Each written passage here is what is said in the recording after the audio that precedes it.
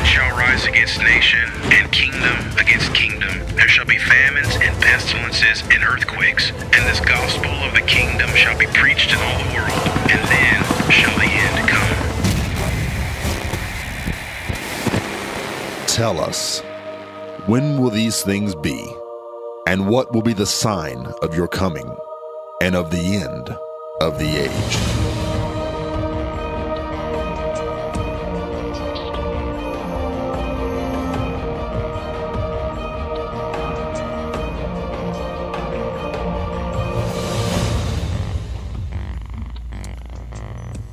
Well, good afternoon, everybody. I'm Dave Robbins with End Time Ministries, and I thank you for joining me for Thursday's edition of End of the Age.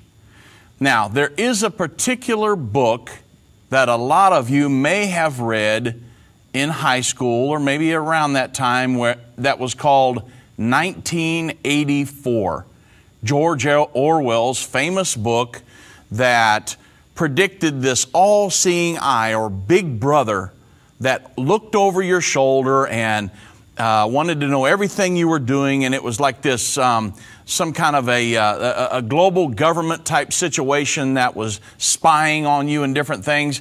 And even in today, when you hear of some conspiracy theorist, or maybe the NSA is spying on us, or they're looking into our cell phones, you would say, well, that's Orwellian in nature.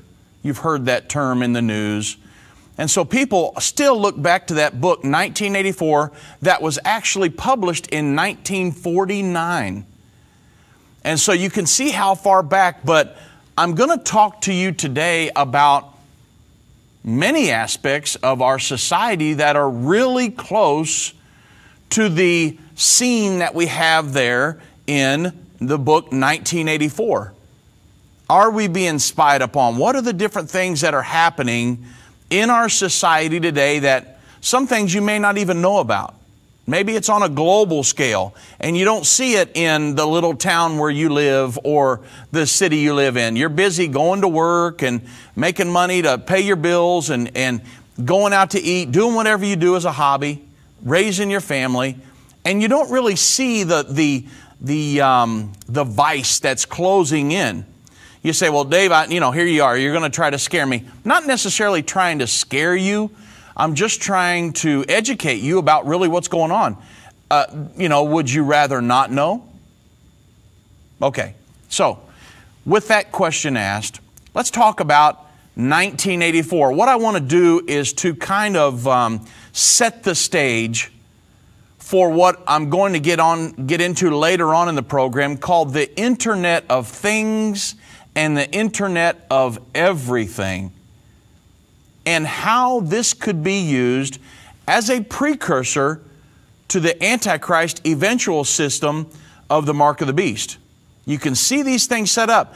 The Antichrist is eventually going to come on the scene and take control of a system that's already set up, because the Antichrist is only going to rule for about 3.5 years. A lot of people think it's a 7-year period, but he's only going to be in power for about 3.5 years. So he's not going to come in and then start trying to set up a global system.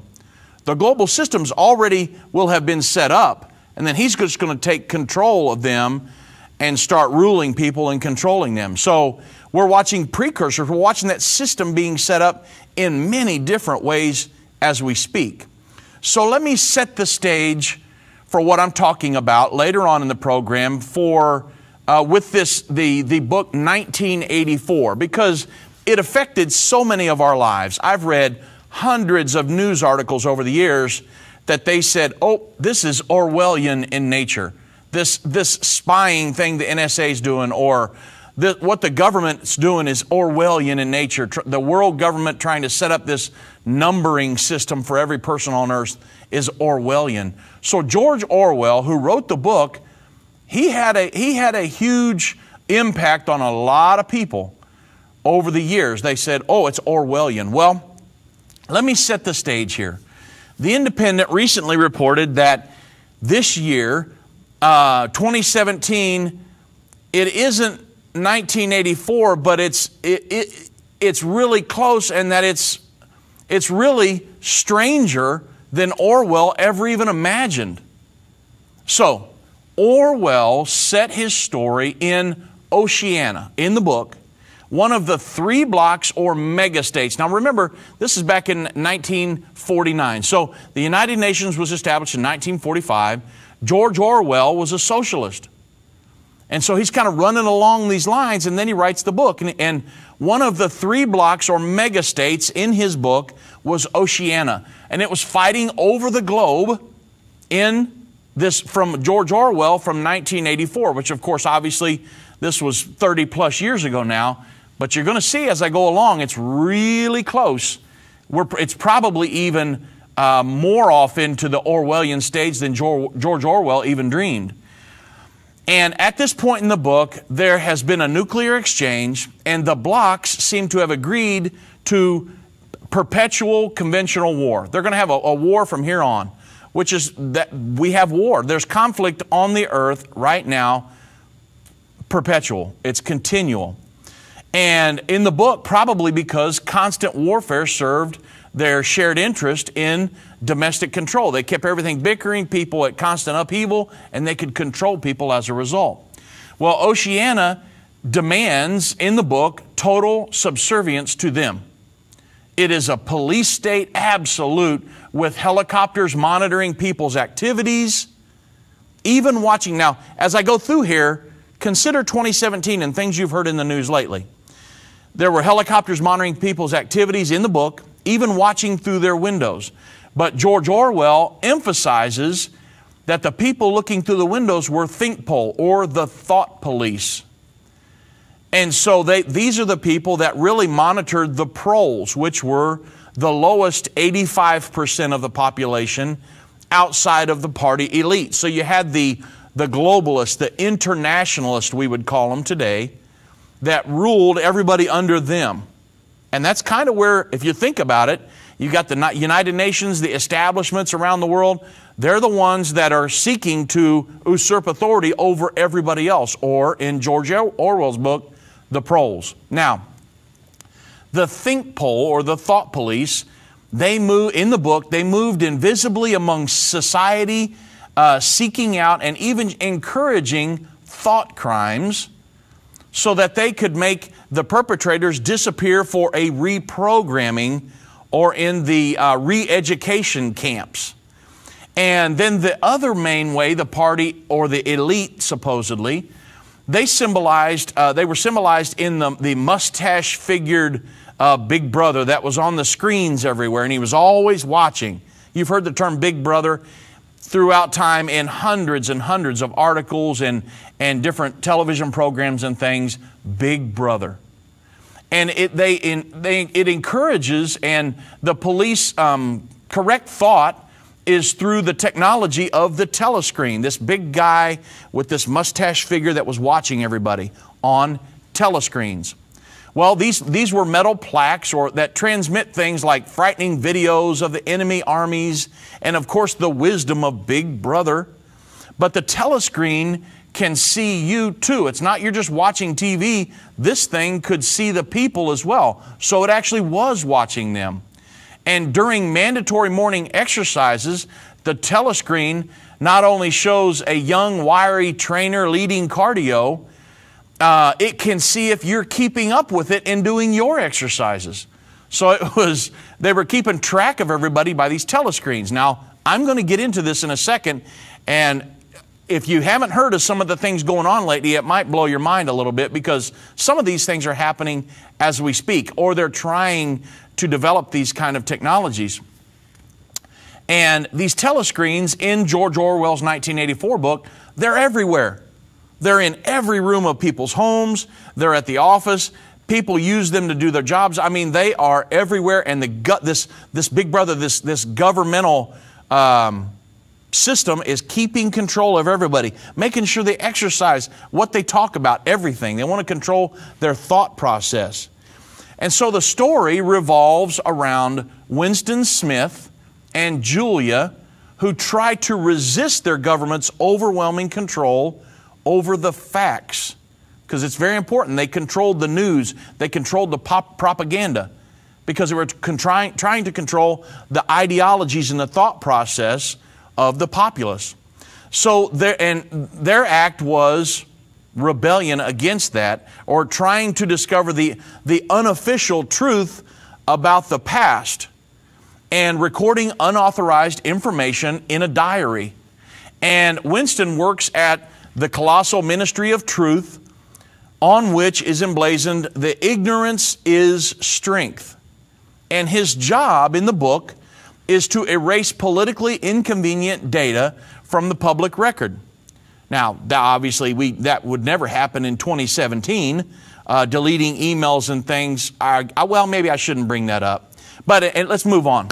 A party member falls out of favor, and it's just like she never existed. So Big Brother made a promise he could not fulfill, and it really never even happened. People that, with all this propaganda in the news and things that's going on, if something went awry, somebody would just go off the scene. It's like they never existed, and their history was wiped out, because they were trying to create a society that would align itself up with this global governing system, the Big Brother. And you've heard about our government trying to usurp authority over us more and more, and bigger government, and it goes right along with George Orwell's Big Brother type situation. Well, now let's jump from 1949 when the book was written all the way to 2017 where we're at. You say, well, why does this affect me? Well, as you can tell by the scenario that I've drawn here in the book and that I've portrayed to you, is that, wow, that doesn't seem so far off. In 1949, people thought 1984, that's crazy. That's all sci-fi stuff. That'll never happen in the United States. Well, now if we jump to 2017 and look back, you can say, man, we're way past that. So we could almost say that what's going on is normal. And so you say, well, how in 2017 would this be considered normal? Because I'm not going to have people ruling me. I'm not going to have televisions in my house that look at me and this, that, and the other. That's never going to happen here in the United States. Well, let's talk about that for a second. In the book, they had thought police.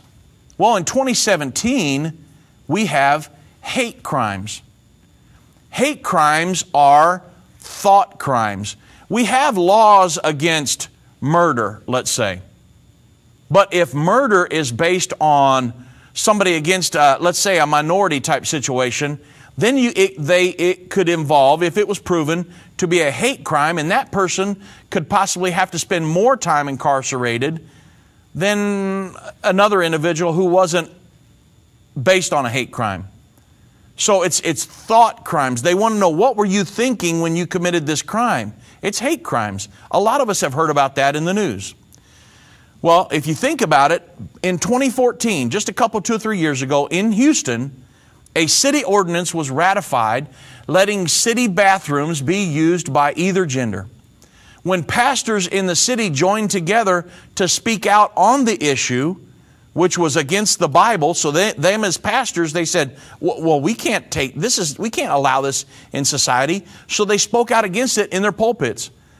And as a result, because the mayor she was a lesbian, and she was leading an LGBT lifestyle, she was enraged by this, and she caused subpoenas to be issued for these pastors' sermons and their speeches and correspondence, different things.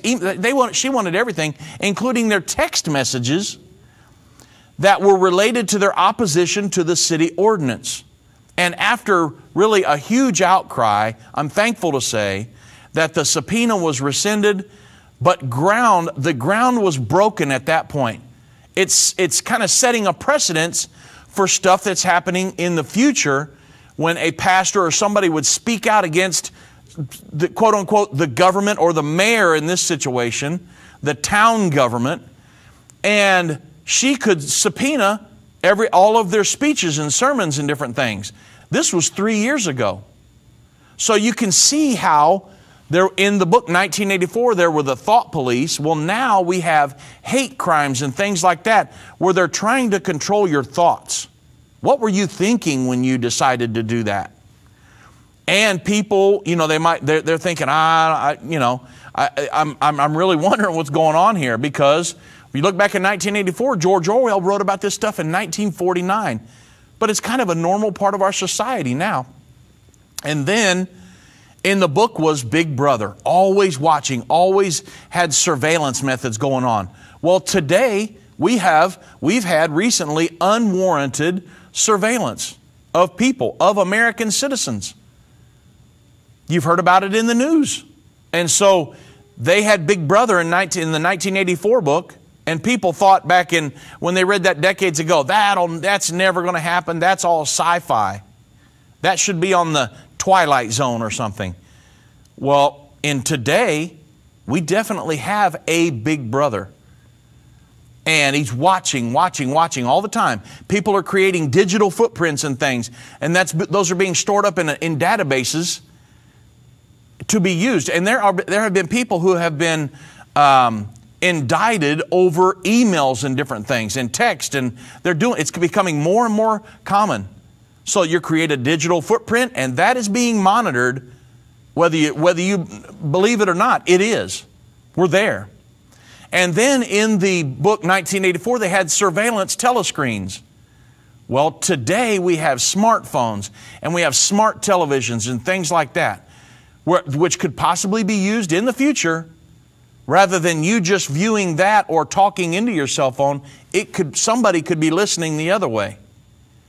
And so we need to think about that, because this is not so sci-fi as George Orwell dreamed it up to be clear back in 1949. And then, of course, in the book was a huge part of it was brainwashing. Well, of course, we don't have any brainwashing today, or do we? What's the fake news propaganda all about?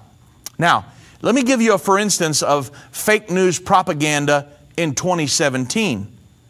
Because back 10, 20, 30 years ago, 40, 50 years ago, you didn't deal with it that much. I mean, there was some things, but not on the global scale that we have today. And so let's talk about the fake news and the propaganda of the global warming climate change in 2017. It's a lie.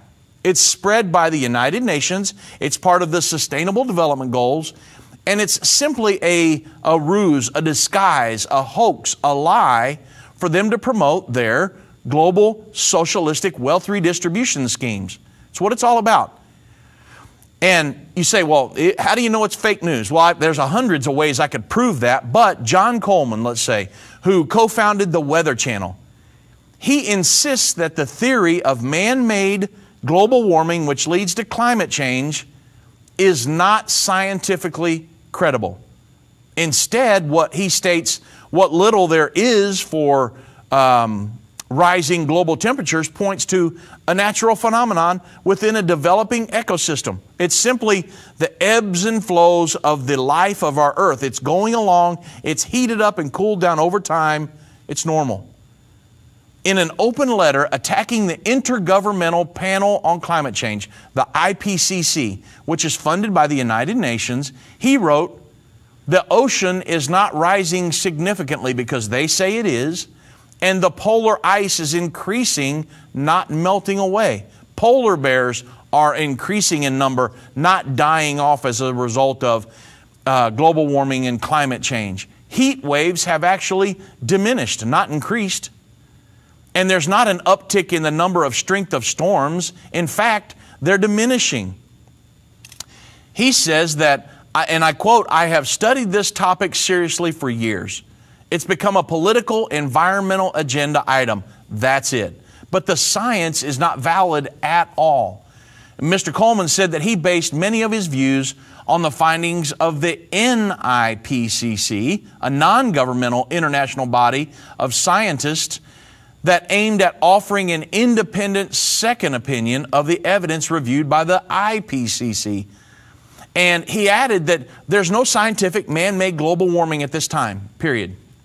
There has been none in the past, and there is no reason to fear any in the future. Efforts to prove the theory that carbon dioxide is significantly greenhouse gas and pollutant causing significant warming or weather effects, they've all failed. It's all propaganda. It's all a lie. But the global government, the United Nations, has an agenda that they want to push. So they spin this propaganda. It's called, they're trying to brainwash you to get you to believe this. There's been no warming for over 18 years now, close to 2 decades. But yet the IPCC argue that their research shows that man-made global warming will lead to extreme weather events and become more frequent and unpredictable. The fact is there's no science behind it at all, other than scientists who are bought and paid for by the global governing agenda, the globalist liberal internationalists. And these scientists have doctored the data and their different things to make it say what they wanted it to say, but it's all a fabrication. It's all propaganda. Just like George Orwell said would happen in 1984. Well, now we're in 2017, and we're watching it happen in many different ways. And then in the book 1984, there were fear tactics to control the populace. Now, it was a different situation back then. It was continual war and different things. But now it's global warming and climate change. You can see it happening all the time. They're trying to scare people. The man is causing the earth to warm up to the point where there's going to be unbelievable climate catastrophes. And it's really not even happening. But what they want to do is to put caps on the carbon emissions and sell those with carbon trade laws and carbon trade laws, so that way they can funnel that money from developed nations to underdeveloped. It's a huge socialistic program of wealth redistribution. But they've got to scare you into accepting it, and so they come up with global warming, which leads to climate change. It's all a hoax. You don't have to worry about it. It's not happening. God, who we look to for direction and protection, He's got His hand on the thermometer. He's controlling it. You're not worried about global warming, which leads to climate change. It's all a hoax. Now, in the book, they also had newspeak, which was a form of English that the book's totalitarian government utilized to discourage free thinking. George Orwell believed that without a word or words to express an idea, the idea itself was impossible to conceive and retain. So thus they had newspeak. And it had to be eliminated. In other words, let me give you, for instance, in the book, they eliminated the word bad. You couldn't say this was bad. They replaced it with a less harsh word called ungood. So they wanted to steer society into a certain direction and put them all in a certain mold to where they would bow down and worship this big brother, and they would allow it to control them. And they were like robots. Well, today we have politically correct speech. There are some things that these global elitists will not say. Radical Islamic terrorism. All that steps on too many toes, and so they won't say anything like that. But the fact of the matter is, there is radical Islamic terrorism, and those people are going in places and blowing up innocent people, children, and they're cutting off heads and they're doing all kinds of stuff. If that's not radical Islamic terrorism, I don't know what is. But to be politically correct, you can't say something like that. You're not supposed to in our society. And so you look at all the correlations between the book 1984 and what's happening today. And then they had re-education camps. It was a big part of the book. If you didn't do what they said and you didn't believe what they wanted you to believe, you have to go to a re-education camp. Well, now the world government, the United Nations, is part of, he had East Asia, Eurasia, and Oceania. Those are the 3 blocks that were vying for control of the world. Well, now we've got the United Nations. In 2017, we don't need these indoctrination camps or re-education camps. Globalists are in this for the long haul. The United Nations was formed in 1945. So they don't need to change our minds overnight. I'm talking about the 40, 50, 60-year-olds, that crowd. They're not going to try to force you into compliance today.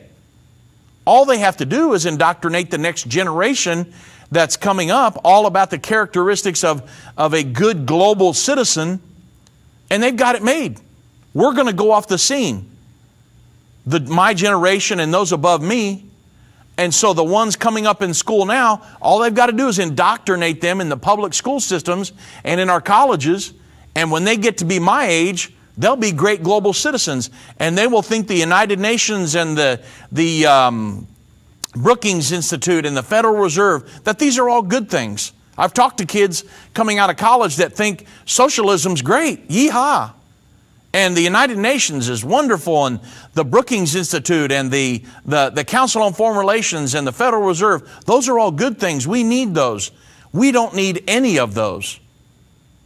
We can rely upon ourselves and God to run this nation. We don't need any of those entities.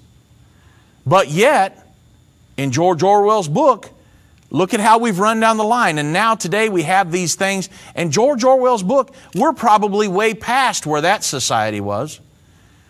Just recently, a United Nations summit in Korea in 2016, talking about educating the next generation.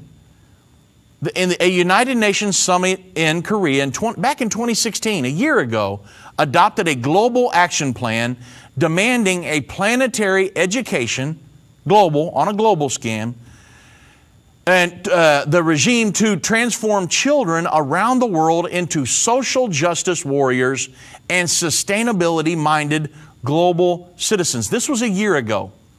Among other elements, that means the UN-directed global education must promote, now get this, integrated development of the whole person, including the formation of their ethics, values, spirituality, and the final document, that's what the document declared, even down to their spirituality.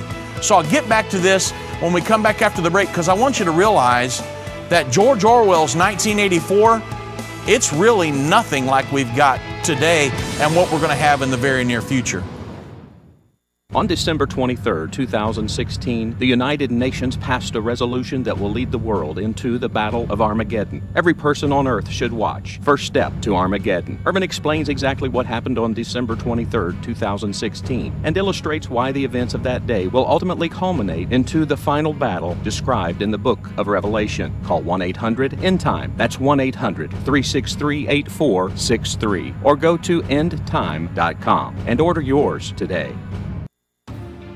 The world's greatest revival is just ahead. How far are we from the Battle of Armageddon, and what will happen between now and then? The prophecies of the Bible clearly foretell of major events that will come to pass over the next few years. God did not intend for His people to stumble blindly through the end times. Irvin Baxter covers the final 7 years with the timeline of events.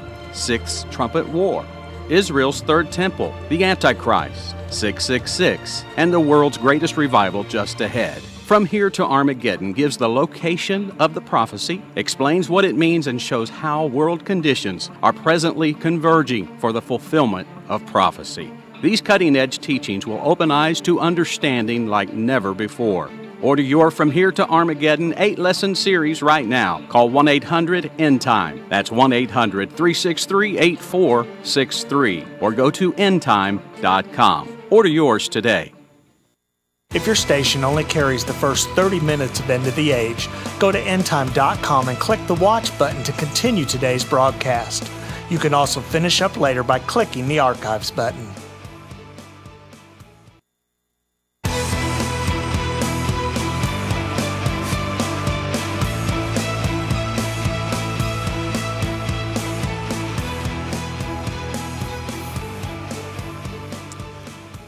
So we're talking about correlations from George Orwell's book in 1984 to today. And I'm talking right now about a meeting that was held in overseas. I can't remember right off the top of my head, but it was in, they held it in last year. And they adopted a global education system, the United Nations did, for our children.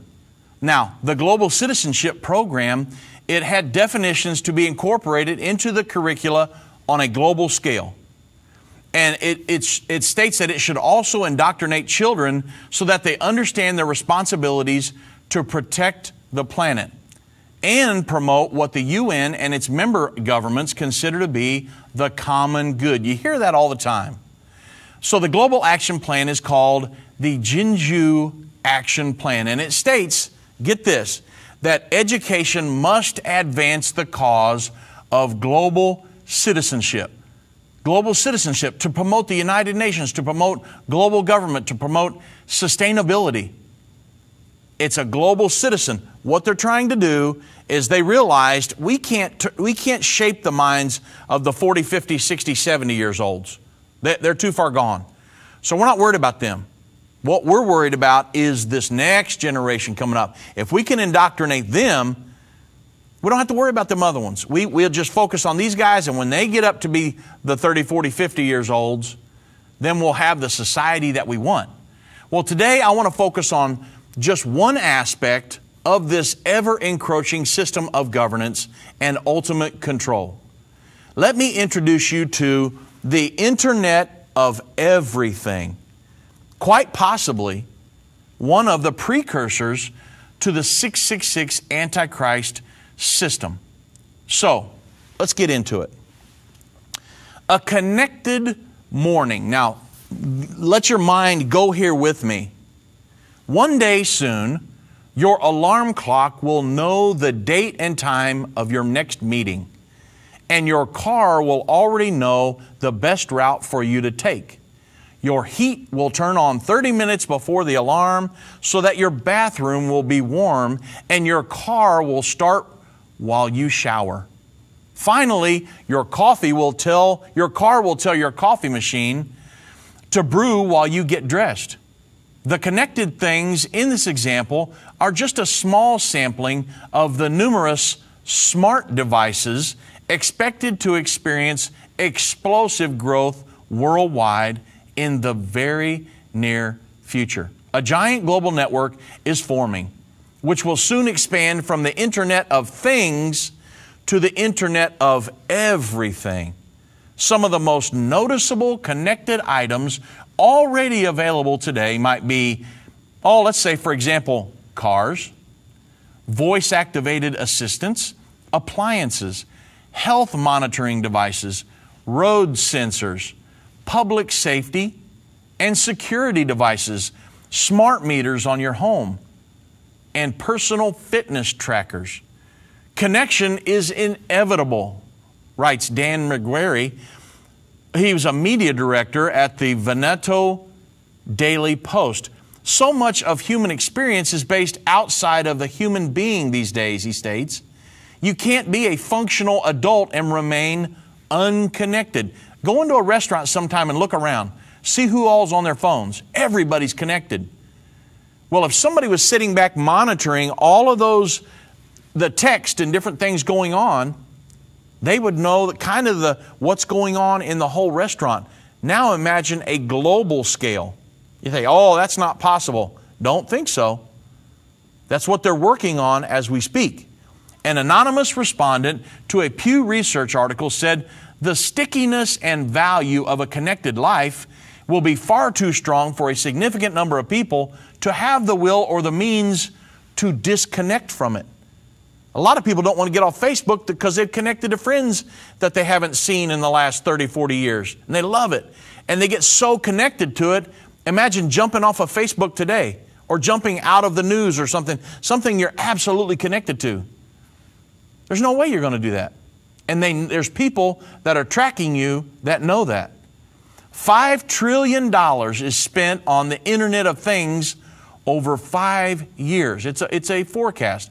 Gartner Incorporated forecasts that 8.4 billion connected things will be in use worldwide this year in 2017. BI Intelligence, the research service from Business Insider, projects that there will be 22.5 billion devices collecting information by 2021. And our homes, our cities, our bodies are being quantified, digitized, and connected, capturing data that can then be used to measure and control the world around us. And it's becoming increasingly difficult to opt out of the process. Remember that just a few days ago, the first company in the United States started chipping their employees. They had a chip party, and they were running around with T-shirts on that said, "I just got chipped." Is that a good thing? You say, "Oh, that's harmless right now."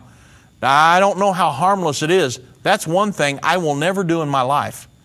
Never going to let them put a chip in me, because it starts out harmless. Oh, they're not tracking you. Oh, they say they're not tracking you. Why do you need the chip then? Well, just for ease of access to things. No. It all boils down at the end of the day for them to track you. You're creating a digital footprint for somebody to store in a database. So don't ever, ever let anybody put a chip in you. I wish I could have got a hold and talked to these people who did that before they did it. It's becoming a fad around the world. There are thousands of people that have chips. I would never do that. And think about it. Think about your connectivity, smartphones, CCTV cameras, biometric sensors, and virtual assistants. Comprehensively, they harvest information about our whereabouts, performance, their preferences, associations, activities, physical and mental health, and sensors in cars, home thermostats, heart monitors, they can instantly transmit our symptoms, habits, behavior, and manufacturers, medical personnel, retailers, or whoever else wants to purchase the information. BI Intelligence estimates that corporations will spend almost $5 trillion on the Internet of Things in the next 5 years. So you say, well, Internet of Things, what in the world is that? Well, the Internet of Things, it's basically the concept of connecting any smart device to another smart device over a network so they can all talk to each other. Now, this includes everything from a cell phone, coffee maker, washing machine, headphones, lamps, wearable devices, almost anything you can think of. And so you say, well, what's the difference in the Internet of Things and the Internet of Everything? Well, the Internet of Everything, it expands this concept of connectivity into a more complex system that also includes people and processes. Cisco defines the Internet of Everything as the intelligent connection of people, process, data, and things. It's everything connected, the Internet of Everything. Technology experts say that the people part of the formula should be it's the overriding issue. You've got to have people involved in this, since the whole point of improvements in business, industry, should be ultimately to make people's lives better. So you can't just have things connected, you've got to have people involved in that as well. You say, well, how in the world are they going to connect things to people? I'm going to get into that in just a moment. So the Internet of Things versus the Internet of Everything. You've seen articles about it. You might have heard about it on the nightly news, but you thought, what in the world? I don't even understand this stuff. Well, there are important differences between the Internet of Things and the Internet of Everything, whereas the Internet of Things takes many different types of devices and connects them into an Internet-like private network. The Internet of Everything, on the other hand, adds two-way communications between people and things, and between things and other things, sending information back and forth directly over the Internet. So the Internet of Everything devices, the devices can they can not only send data, but they can also receive data as well, and then do things based on the information that they have received. So the Internet of Everything devices, they're built into almost anything. They can record information, send that data to a computer, respond to the instructions which the computer sends back. And with the Internet of Everything, we can now have, for example, let's say, Internet-controlled air conditioners, which we have here in End Time Ministries. Internet-controlled cars operating autonomously, and that means without human interaction. Cisco, the company Cisco, explains that the distinction between the Internet of Things and the Internet of Everything, they explain it like this. In some ways, you can see the Internet of Things as the equivalent of a railroad line, including the tracks, the connections, and whereas the Internet of Everything is all of that, and the trains, the ticket machines, the staff, the customers, the weather conditions, everything. So you see the difference in the Internet of Things and the Internet of Everything. Everything's included in this giant database that's being collected and stored. Now, let's talk about wearables of biometric sensors, because a lot of us may have these already. You know what a Fitbit is? My wife wears a Fitbit all the time to count her steps that she walks every day. Well, let's talk about wearable technology. Wearable technology allows connected devices such as smartwatches, fitness trackers like Fitbits and Apple Watches to be worn on a person's body. Improvements in wearable biometric sensors will soon enable the remote, non-invasive testing of what is happening inside your body for improved health care and disease management. And however, these enhancements may come with a price and added security risk in the future. You say, well, how's that? Well, let's talk about a data breach. Data breaches of the Internet of Everything. Imagine the Internet of Everything, and then somebody gains access to your connected interface and how you're connected. Somebody gains access to that. They would know everything about you. Well, these database breaches of the Internet of Everything wearables are on the rise. The analyst firm Forrester has projected that more than 500,000 Internet of Things, the devices, will be subject to security breaches in 2017 alone. Firmware, computer code stored permanently in devices, is rushed to market without good plans for updates, leaving the devices vulnerable to hacking attacks. An insecure device on the network, such as a security camera, a climate control, or an old network printer, that could compromise the security of the private information of everyone in the network. All they need is one breach, and they can get to all of it. And so now you can see where the problem could come in. And so we're talking about security measures here for things that we thought would become maybe a benefit to us, something that would help our life be a little bit easier, but it can actually become one of the worst nightmares you've ever experienced.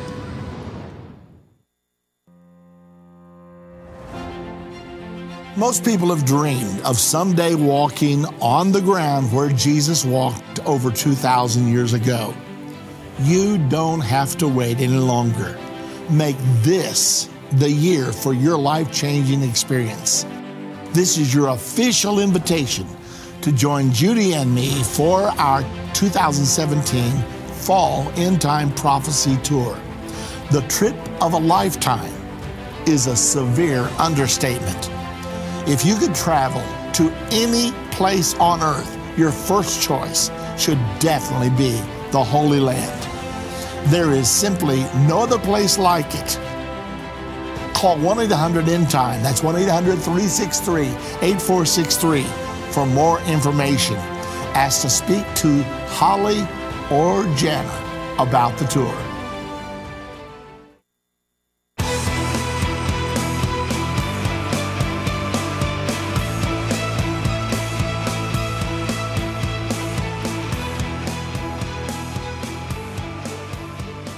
So now you can see, after looking at the connectivity of this thing, how it could become very invasive in your life. It starts out simple, a smart meter on your home, things like that. But it just keeps getting more and more involved as the more connected you get to it. They have things like smart city management systems, smart growth. This all comes down from the sustainable development goals that they're trying to reach by the United Nations. Your toaster may spy on you. In the future, believe me, they're talking about stuff like this. And so there's all kinds of different ways that you could be connected into this. But let's talk about worldwide connectivity, because I said at the beginning that this could be this Internet of Things, and then going to the Internet of Everything could be connected, could be a precursor to the eventual system that the Antichrist would use to implement the mark of the beast. It could be one of the ways.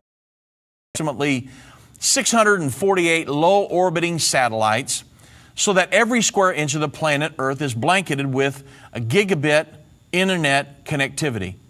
On March 16th, OneWeb Satellites broke ground on an $85 million low Earth orbit satellite, the Creation Facility next to NASA's Kennedy Space Center in Florida. It will be capable of delivering over 15 satellites per week. The 5G network will ultimately achieve worldwide connectivity for all smart devices. So you thought, well, man, 1984, the guy had TVs everywhere and they had Big Brother. That's nothing compared to what it appears that we'll see in the near future. It will, in essence, act as the electronic nervous system for an artificially intelligent global brain. Can you see the correlation between 1984 and now? Only now, we're so much more sophisticated than they were in 1949 when the 1984 book was published. So let's talk about the global brain.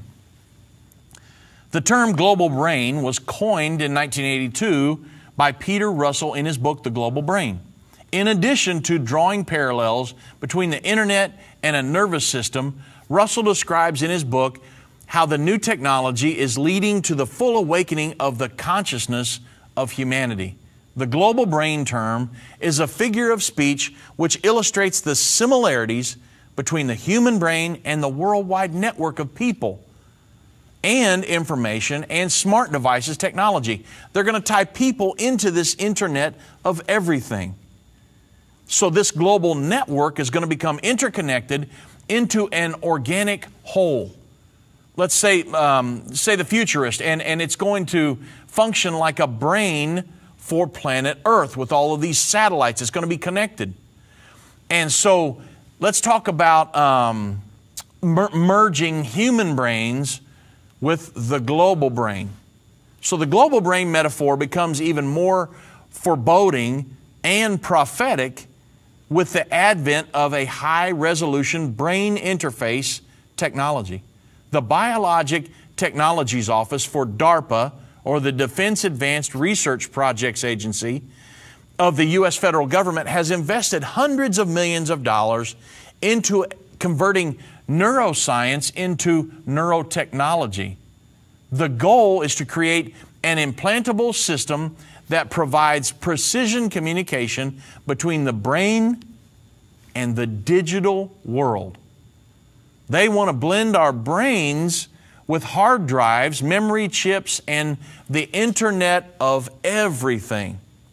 Once our brains are merged with the Internet, the next logical step for self-respecting world dictator, or the Antichrist, would be to seize control and harvest all information from the global brain. You see how all this can tie together?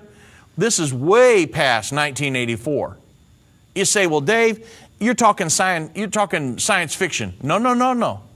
Do your research. They are developing this stuff as we speak. This is not pie in the sky, Star Wars type stuff. This is 2017 reality. We're watching this. Do your research. Look up what I've told you. And so the question is, we're a prophecy ministry.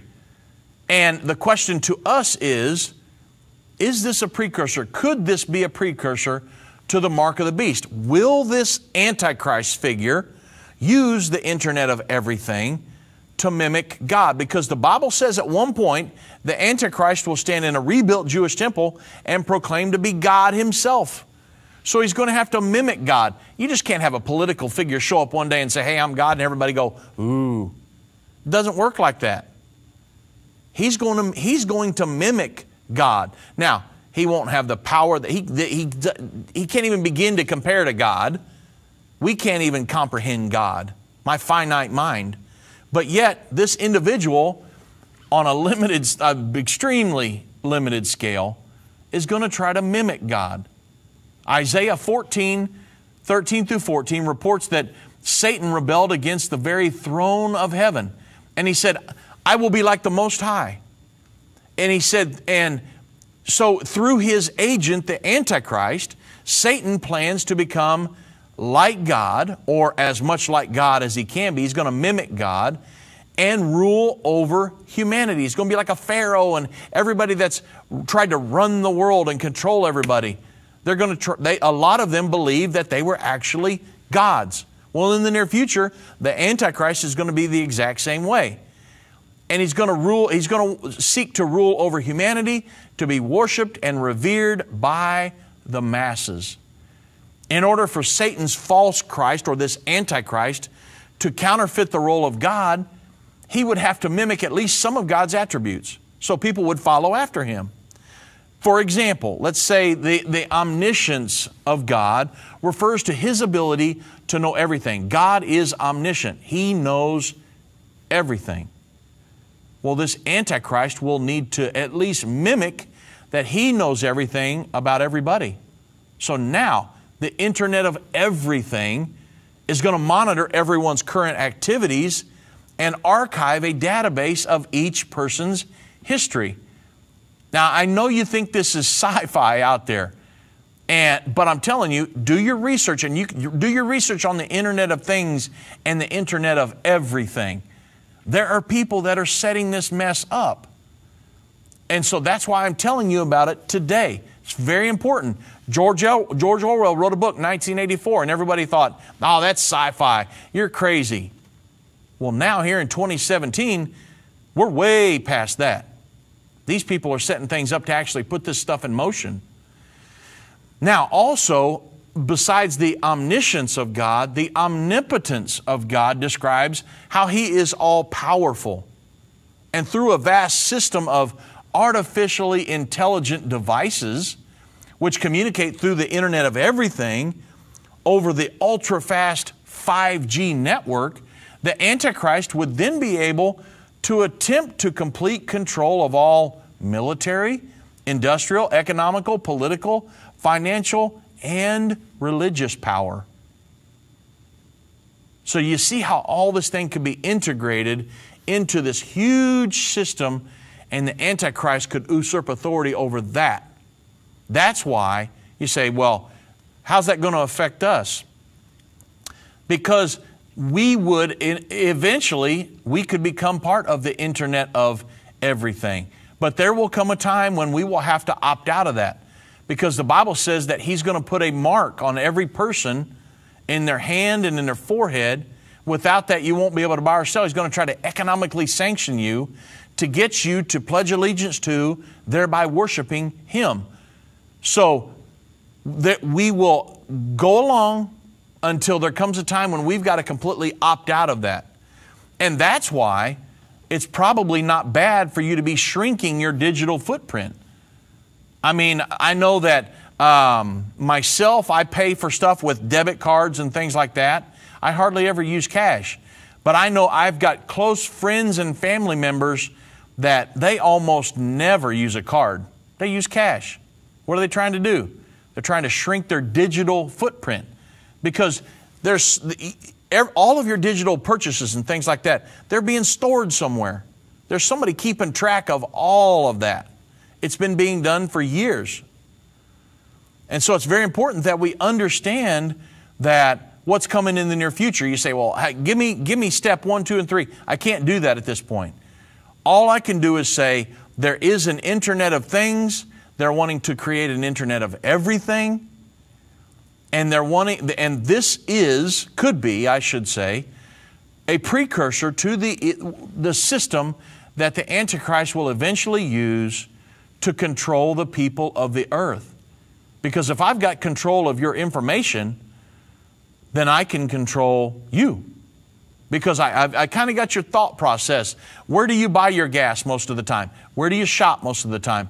You know, what do you do? Where do you go to church? What kind of religion are you a part of? I've got all of your information. I mean, if I want to know, let's put it like this. Let's talk about Facebook for a second. I can go, if somebody sends me a friend request on Facebook, I normally go to their Facebook site and check it out. And if they don't have any friends that I have, if I don't know who, because some people set up fake Facebook sites just because they want to troll you. But what I normally do is I'll go to their Facebook site, I'll say, who are their friends? What kind of church do they belong to? At this point, it really doesn't matter. I've got friends that don't even go to church. But I still want to know, what kind of church do they go to? Where do they live? You know, all kinds of different things about them. I can look down through their Facebook feed there and say, you know, are they, you know, are some individual that I would want to be connected to on Facebook, or they post things that shouldn't be posted? Don't want that on mine, so probably not going to accept them. But they've got a huge digital footprint. Think of Facebook. Facebook has made Mark Zuckerberg a multi-billionaire from people throwing their information. There are people that would put things on Facebook they would never tell somebody in a conversation, but man, I'll throw it out there on Facebook. And so you see how people can create a digital footprint. Well, this system, the Internet of Everything, is going to be way past Facebook. This is going to be the Internet of everything.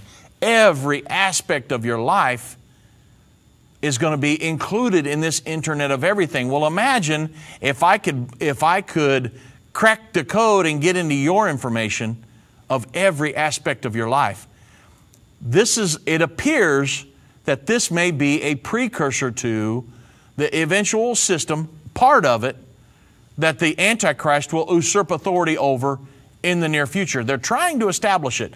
Go do your research on the Internet of Things and the Internet of Everything. Rick Brinegar has a really good article coming out on this in the next issue of End Time Magazine, September, October. It's in great detail all the way down through there, explaining the Internet of Things, the Internet of Everything. And honestly, we're way past. It shows how we're way past George Orwell's 1984 book. And we're in 2017. George Orwell couldn't have dreamed we would be this far along. But we actually are. We're in the end times, not looking for it.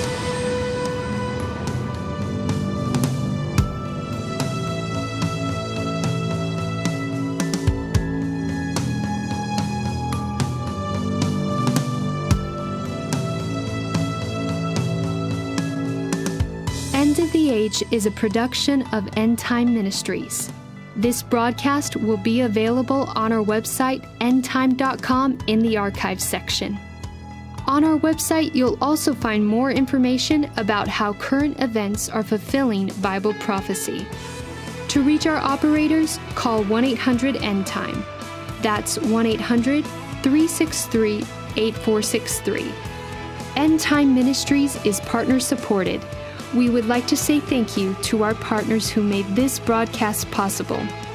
To do what Matthew 24:14 said, to reach the world with the gospel of the kingdom.